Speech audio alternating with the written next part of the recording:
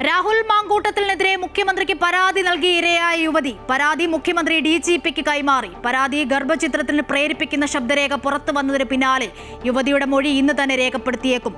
സത്യം ജയിക്കുമെന്ന് രാഹുലിന്റെ ഫേസ്ബുക്ക് പോസ്റ്റ്.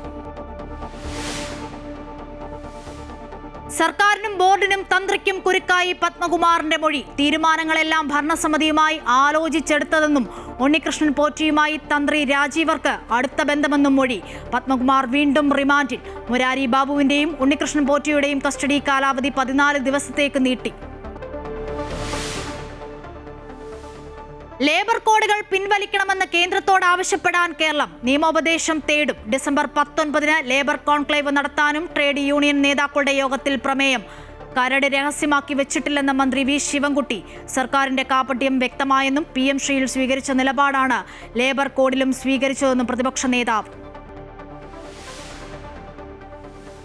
മുനമ്പം ഭൂസംരക്ഷണ സമിതി റിലേ നിരാഹാര സമരം അവസാനിപ്പിക്കുന്നു. വൈകിട്ട് ചേരുന്ന കോർ കമ്മിറ്റിയിൽ തീരുമാനമെടുക്കും.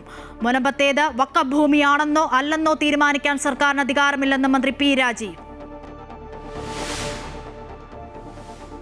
പാഴ്വാക്കായി സർക്കാർ വാഗ്ദാനങ്ങൾ. കുട്ടനാട്ടിലെ നെൽ കർഷകരുടെ പ്രതിസന്ധി തുടരുന്നു. മില്ലുടമകളുടെ അനാസ്ഥയെ തുടർന്ന് അമ്പലപ്പുഴയിൽ കൊയ്തെടുത്ത നെല്ല് റോഡരികിൽ കിടന്ന് നശിക്കുന്നു.